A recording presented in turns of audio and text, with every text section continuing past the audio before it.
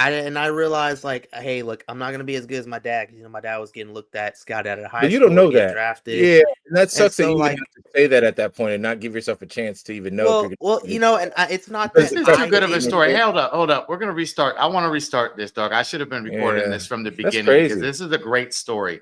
What Hey, Cat. position did you Hey, play Cat. No, I just in want to start this baseball? over. I just started Okay, recording, so I apologize, but we started recording. I'm gonna edit this down, but no, we're gonna have Kavin all tell right. the story because I love it so far. I'm taking big shots, just stop where I'm driven, no pit stops. This hot, I ain't playing like a 6 spot. Pissed off, thought I told him this a chip shot. I ain't missing cause I'm taking big shots.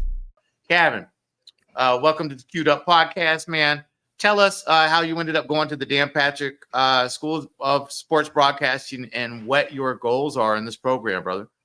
Well, first and foremost, I'd like to say thanks, Q and Jose, for having me on tonight on the show. It was a weird one. I had to go all the way back to 2016. So I graduated high school, Rutherford High School. My goal was, hey, I want to go to college, play baseball. And, I wasn't the greatest. I went from my freshman year, not really playing much at Mosley, where my dad was local high school legend, first ever Campbell Soup All-American in Bay County, went to the All-Star game, getting scouted out of high school. So, you could imagine, you got Cincinnati Reds, back when they're like the Big Red Machine, St. Louis Cardinals, legendary coach Waddy Herzog.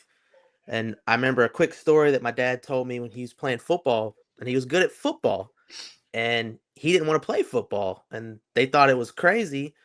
And he's like, well, I'm going to play baseball. They're like, well, are you that good? Weight room, phone rings. Hey, Waddy Herzog, Hall of Fame coach for St. Louis Cardinals, wants to speak to you.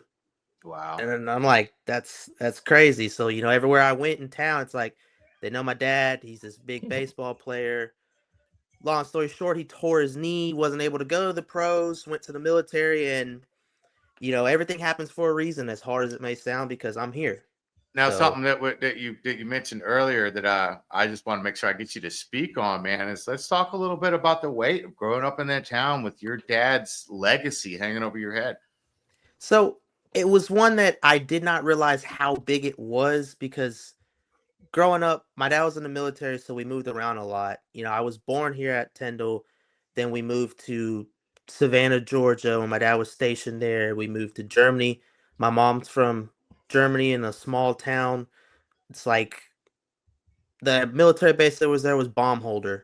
So we would pay like a 2-hour train ride to where my mom's from, her hometown.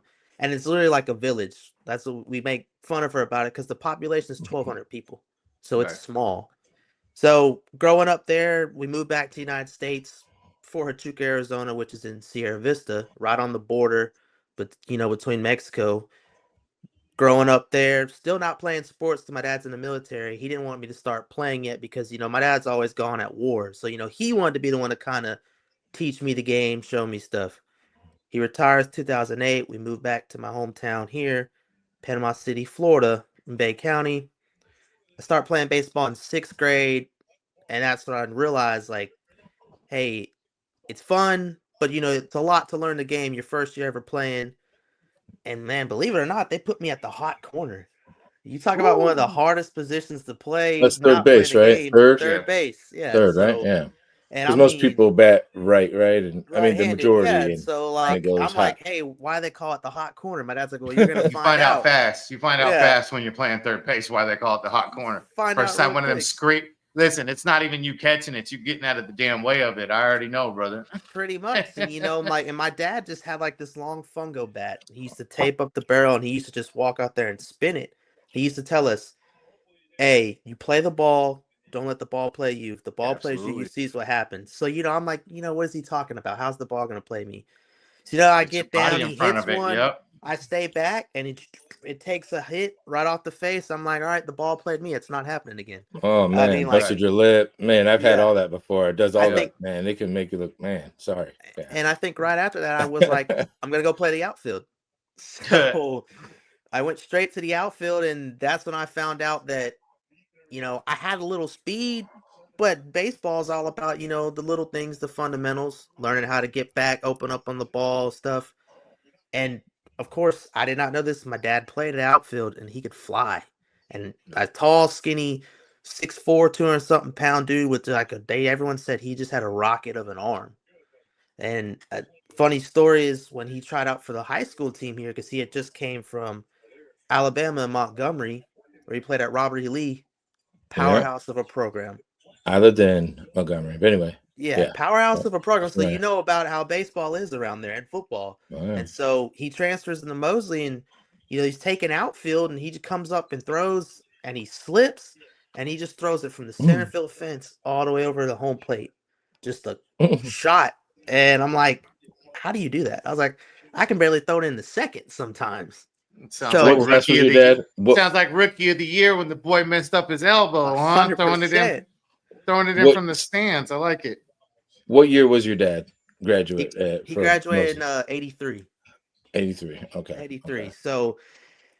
So I started growing up playing in 6th grade. 7th and 8th grade, we go to a different league and across town where I kind of grew up in like the Millville area, a little rough area playing, but it was an area where my dad, like, we had fun, and it may sound crazy because we weren't the best. We were pretty bad, but every week we got better. We challenged each other. It was kids that like never played the game before, or kids that like, people never let them play because how money runs things sometimes when you go from one league to the other. But we kept getting better and better. We weren't the like, hey, we're gonna score 10 plus runs, strike this many people out. We were fundamentals. If we had to bunt, we could bunt. Steal.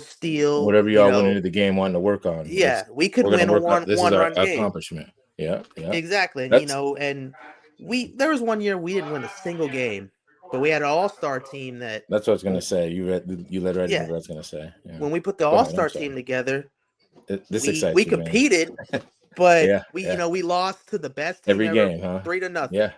And then the next game we lost like 1 or 2-1, but we competed and we were competitive. Everyone's like surprised. We're like, this is what it's about. Yes, sometimes win games, but making memories as well. So those are some of the best times that I've had playing ball. That's awesome, man. So and then we get to high school and go to Mosley. I'm thinking nothing of it. Hey, I'm gonna play ball, but I didn't realize Mosley was a powerhouse. I mean, for baseball, yeah, 100%. Football, everything. Just football was a little down. Baseball was just a sport. We're talking baseball specific. Yeah, baseball specifically was the one that was really good. They just won a district championship in 6A in the state of Florida. So at that time the highest classification was 7A. Was it 7A? Was it 6A? I know 6A was for a while, right? And then my freshman year in 2013, it was 7A. 7A, and then right? After that, it moved up to. They even made a 9A. Yeah, it was weird, and then they had to change everything. Yeah, they changed it. And even next year's going to be weird. Next year's going to have an open league. But anyway, we could talk more about that. Yeah. So please. Then freshman year, I kind of play on JV. Didn't really play much. Got to learn, and into the summer, I just completely flipped the script because I'm like, okay, I never really lifted weights. The fundamentals behind. I wasn't the strongest, and I was like, you know what, I'm gonna get better, do my thing because I was small as a freshman. Man, going into the sophomore year, I was killing it in the summer. I mean, there was a tournament. I went 10 for 11 playing up in Tallahassee, and we were playing all these great teams, scout teams and stuff, and they're like, hey man, who is this kid? They're like, he's only got out once the whole tournament. And I was gaining muscle and weight, doing pretty good. Sophomore year I was great. Junior year went to Rutherford. It slowly started going downhill, started to get hurt a lot. And then basically I didn't play my senior year very much. But in the summer, that's when I kind of flipped it around, played for a travel ball team called the North Florida Black Sox. Nationally ranked in the state, and it was great because we had teams where we played mixed up with high school and college kids, and it challenged you because I don't know about you guys, but when I'm a high schooler, me playing with a college kid, it's gonna be like, okay, so he plays in college. This is what it's like. He could teach me. I can learn from him. Absolutely. Listen, if you want to get better, if you want to be the best, you play against the best. You practice with the best. You compete with the best. Absolutely. So 100%. So I can absolutely agree with that, and my own life experience, and just that absolutely makes sense. Yeah, so I'm a just graduated high school, wanting to get a college scholarship, had no looks. Next thing you know, I'm playing in a tournament in Ozark, Alabama, playing center field with a guy pitching for us. Yeah, I got a guy pitching for us on the mound that plays at the University of New Orleans. Right. And so you're like, wow, this is crazy. And I end up getting a scholarship to Bruden Parker College in Mount Vernon, Georgia. Small NAIA school about 5 hours away from here. And complete culture shock. I wanted to ask before we move on from Kavin's story. I think that's what I was gonna say too. Like it's important because I have a 3.5-year-old son. He's like 3 years and 7 months. He's not gotten into sports yet, but he will though. And because his interests, I can tell. I'm not going to push him into anything forcefully, but I'll introduce him to things and hope that he plays and catches on. But that's my whole thing too with leagues though, with these kids now is like even if there's bad teams and they're not, as long as they're developing and getting better, like that they're taking something from the league, from that team, even though they're losing, then I'm okay with that. But if they're just losing and it's like, I mean, I guess if they're having fun too, depending on the age, but I mean, I'm not spending travel money as a parent and doing all the travel schedule, let's say like an AAU full-time schedule with my kid on an expensive travel team for him to just have fun. That makes sense. Now, right, because it's pretty expensive, right? As a parent, and this is as a parent, just with some older kids, I got it. We got children somewhat the same age, but I got an older son too. Winning and losing is important, but the lessons that you are taught on the field last with you for the rest of your life, whether you're winning or losing. You work hard. You come to work every day. You come in every day prepared to bust your butt and be the very best person you can be. And whether you win or lose really doesn't matter. You're winning in life if you follow that game plan. So I really think a lot of the lessons that are learned in youth sports are so much bigger than winning and losing. But at the same time, I also can understand that I'm probably not going to want to spend a bunch of money on travel ball either if my son isn't on a winning team. So that is a tough toss up there. But I think we would all have to agree that there's many lessons we learned on the football field or the basketball court or the baseball field that we've carried through life that had nothing to do with the final score of the game. I think it's all about, and I agree with that. And I think, you want to win, but what I took away from it was I had some of the best memories. Like I said, it may sound crazy on those teams that we weren't good, but it taught a lot of us about, hey, the hard work, the preparation that goes into it. Because when I got to college, I was like, this is a lot, work out, go to class, come back, go to class, work out again. Right. It's a lot and dedication. It's a grind. Yep. And it's life. It's what life is going to be though. That's what, Yeah. I mean, not to take it all the way back to high school, but Q can, since he was there, like those first two Cocoa Beach teams, my freshman year, we were one, and I played varsity my freshman year. I played one game of JV. Never played football my whole life. Lied to my mom about playing. And you guys football. Sucked at the first year, didn't you? And you started getting better the next couple of years. But how I started playing in varsity, I played JV for Coach Steyer, who was the head coach. You remember Coach Steyer? Of course I do. I got a story about Coach Steyer that we haven't touched on yet. He's wild. Yeah, I will touch. Maybe I meant to tell you yesterday. Not for the show, right? Not for the show. Well, maybe for the show. Cool. Yeah, maybe for the show. But we'll get there some other time. Yeah, exactly. Let's talk about it first. Yeah, right. So, but so he was a hell of an athlete. Speaking of Troy, he was like a hell of a baseball player and went to surfer. All that surfer. But he played quarterback, but he played at Guilford College, where Jeff Faulkner went. Actually, Jeff Faulkner went to Guilford. But anyway, so I lied to my mom about wrestling, got her to sign a parent permission form, told her I was wrestling, really was playing football. She came to football field, first play against Lake Highland, touchdown. We lost like 41-7, but scored against a really good team. There were some kids on that team that ended up going like D1 and like being pretty good. But Jose was supposed to. You had some battles with Anquan Bolden, if I remember. So then my next game, after that game, the coach came to me and was like, hey man, you're gonna play varsity next week. He's like, how do you feel about that, Coach Lowe? And I was like, I'm gonna have to talk to my mom, I was like, because I had to lie to play JV, and he's like, well, we played Pahokee the very next week, and that's who we played. Anquan Bolden, I was about to say, that's so funny that that's ended up being the next game. Anquan was a beast back then too. He was in our district. They were in our district for all four years of the way the district went. They were in our district. We had them, Cardinal Newman, Pope John Paul. All big schools Paul back II, MCC, and then us. But I mean, but Pahokee was crazy though. And then Cardinal Newman had a dude who went to Florida State who was a running back. He was really, really good. But anyway, so so the two teams that I played on, that my freshman year team there, that's how I got on the varsity, just to explain there. But anyway, we went 1-9. We won our last game against our rival school, MCC. And to say something that what stands for Melbourne Central Catholic, and to say that you learned something from a team that's shitty, and because our coaches worked our ass every game, we thought we were going to win, even if we knew we didn't have the count or the numbers right.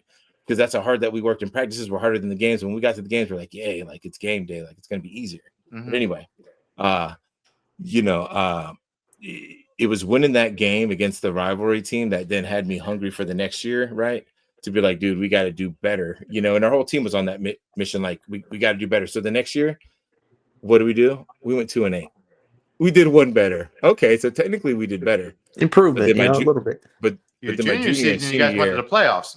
We ran with it. Yeah. We ended up, we did, but it was just those lessons on those two teams though, for the guys that were the core that came through with me up through 98, Jovis Domini and those guys that were dealing with that 2-8 and 1-9 and 2-8. You guys and grew together. Absolutely.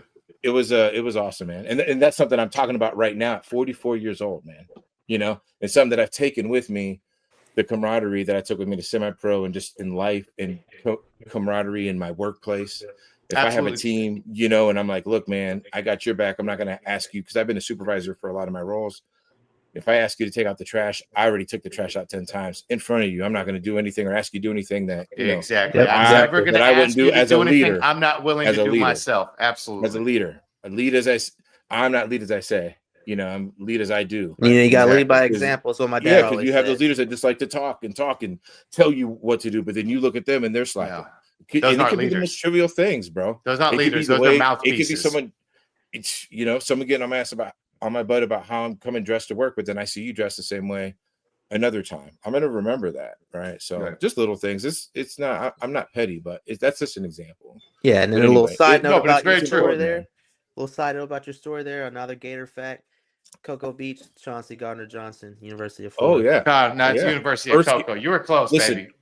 Listen, first game back. Cocoa. He's been off for 4 weeks. First game back, 2 weeks on the team. Practice squad first week. He had to get to his window because he was off for 4 weeks. Got the game ball for the defense. 9 tackles, 2 sacks. Come on, man. The guy, and because my sister, so funny about Chauncey. So my nephew, Xavier, he graduated same year as Chauncey Wani, who's Jawan Taylor, and Jamel Dean. The 3 guys played at Cocoa, all 3 of them. The quarterback was supposed to be a beast, Bruce Judson. He was on that Last Chance U show. He never panned out. He was a wide receiver. He had to ride to Ole Miss. He had to ride to Florida. He was all over the place. But he ended up just getting in trouble and just couldn't get it straight. And they kept giving him chances and chances, D1 chances. But so those 3 boys, it's cool now that Chauncey got his Super Bowl last year with the Eagles, because Jamel got his with the Chiefs. Tom. With the Chiefs, yeah. No, with Tom and sorry. I'm sorry, I might have misheard you. Jamel, yeah. So I did say one. So let me Jamel go Dean. Back. Jamel Dean got one with Tampa. Yeah. Jamel got his with Tom Brady. Yep. Wani got his with. Look at that, Tom. You get them from them 2 quarterbacks, Tom and Mahomes. Them kids from Cocoa get to play with those kids. Cocoa, baby. Bro, that's wild. And then Chauncey gets to go with Jalen and that Eagles team and win a Super Bowl. That's kind of dope too, and Saquon Barkley and getting to have a teammate like that. That's got to be an amazing deal. Most people say Barkley was that missing piece. You could argue it was Chauncey though, because you saw how he elevated the defense. Oh yeah, Chauncey is continually slept on. Every time a team ships him out, Detroit's missing him. Yeah, Detroit's missing him. Philadelphia is missing him. Yeah, the Texans let him go, which I'm glad he left the Texans after just a short little. I don't get how he's been on 4 teams in 3 months. I don't get that. But it's his attitude. He's had it since Cocoa. That's just how he is. So, sometimes that Cocoa attitude's serious. One of my best friend's sons is playing for South Florida right now. He went to Ohio State as a 4-star recruit safety, Cedric Hawkins. Seahawks. Yeah. So he's finally getting some playing time with South Florida. And listen, that boy's NFL bound as far as I'm concerned. Yeah, that kid is a where did beast. He start? He went to Ohio State. It went to Jamel Dean Central, did the same thing. UCF, and finally is seeing the field for the first time with USF. They're good. That coach is good. Golish. He's on the very low. his odds to be the next Florida coach, which I would like him, and the way he coached them boys against Florida, he's a great He's coach. continuing. He's showing improvement Bro, each year. he's a great coach. Like, Now he's a great coach, and Well, I I love was how gonna- he does this. He's a simple, plain stat. You know, the way he runs his team is like straightforward. You know, it's a straightforward program. That's what Florida needs. But if we get Lane Kiffin, come on, or like, Now, and they're if very I- disciplined come on. too. If I remember this very correctly, disciplined. Yeah. every year you guys ran into Pahokee and ended up getting knocked out by Anquan Bolden and Pahokee in the playoffs. 2 years, Am I correct? Yeah, Two so it's years the in a row, playoffs- right? 2 years. It was my junior and senior year that we made the playoffs, and yeah, we lost to them in the playoffs. Yeah, Both he years. played And so my- quarterback for that team. Am I correct? Yeah, he quarterback, safety, kick return, punt return. So Yeah. let me tell you about Anquan, man. Just so 2 things real quick. So all right, so let's do this. So my senior year, we played them in the playoffs. He didn't play. He had a broken collarbone, or he had like the week before against Collarbone. Belgrade. Every year, the last game of the year, they played the Muck Bowl, is what they call it, because they're both on the muck there in that swamp. You know, it's basically right on Lake Oak. Pahokee, Oh, Immokalee, it's all right there. Okeechobee. Yeah. And Mhm. so they make you wear your white jerseys because you get all mucked up, bro. Like we had to wear our whites every game, and my shit was all fucked up. You know, I didn't wear gloves back then, so you know, like you had that shit. Like, but anyway, I wore a visor, thank God, because that shit get in your eyes and shit. And they would, you know, some of them guys like, bro, I got hit in my nuts and shit, bro. I got hit straight up by Eric Moore, 6'6". He made my mouth bleed 2 years in a row. I never had anyone make my mouth bleed. Not even a semi-pro either, bro. I went straight up with dudes from the NFL. I went against Ernest Givens, NFL Hall of Fame, like all, and I never got blooded up. But so we got the game film from the week before, which would have been the Belgrade game, right? Because we played them first round of the playoffs. So that's where we played them as first round, just so you know. So we got their week prior game film that we swapped. Dude, this guy had against Belgrade, who was number 1 coming into the game, and they ended up, that was their only loss of the season, and they both ended up, well, Pokey lost to Bowles that year, our senior year. They went all the way and then ended up losing to Jacksonville Bowles, all these white boys. I was like, what? Real good, and they recruit, but I'm just like, dude, Pokey's got this. I lost the Bulls my lost. senior year too. Did you? Yeah. Yep. So you know about Bowles, man. The way they recruit, and they get just good players, man. But so his game film against Belgrade, mind you, that was their only loss. They went through 4A, won the state championship that season. Punt return for a touchdown, 2 interceptions, threw for 2, I think he ran for like 2 more, maybe just 1, but still, the punt return was crazy. The he had a pick 6 and like two overall picks, and they only won by like 6. So we go in there into the visitor locker room. We get there early. You know, they're already talking shit. You know, my school's already scared to play these boys, man, because Pahoke's crazy, bro. You just drive in there, it's nothing but the sugarcane fields. It's all dark and shit. You know, it looks crazy. Mosquitoes this big around, Bro. you know The what I'm mosquitoes were saying? crazy. Bro, Yeah. I fucking hit a mosquito and that shit. And Michael Culpepper will tell you, if you remember Mike Culpepper. I love Michael Culpepper. Actually, we might need to get Culpepper on this show now that you Dude, just brought is he? up that Because name. I'm friends with him on Facebook, but I didn't know if it was a fake profile. But please get him. I'm gonna Anyhow, find Mike Culpepper now that He you was say stretching that. with me, bro. He was stretching with me because he was my stretch dude. We would stretch. And I fucking hit this mosquito, bro. And this shit went to the ground, and we both seen it. And that shit flew away. He was like, bro, I seen you smack. I had blood on I had the blood from smacking and everything on my arm. I swear to God, bro. And I was like, but anyway. So we walk into the locker room, nothing but all these different publications of the game from the Belgrade game. You know, because I think they were ranked number 1, maybe number 3 in the country, number 1 They in was 4A. up there. Yeah. But Pahokee was number 1 in 3A. And so they were like, you know, 3A beats the big dog and all this shit. So we go out there, the score's still up from the week before. Like, bro, they're rubbing it in our shit. They're like, you know, telling us, hey, yo, the shuttle don't go up here. Y'all need to head back. The shuttle don't go, you know, because we're from Cocoa Beach, where we're from, Space Coast. That's where NASA and all that shit is. But man, a black helicopter comes out of nowhere, bro. We're stretching. Helicopter lands in the middle of the field out of nowhere. Boom.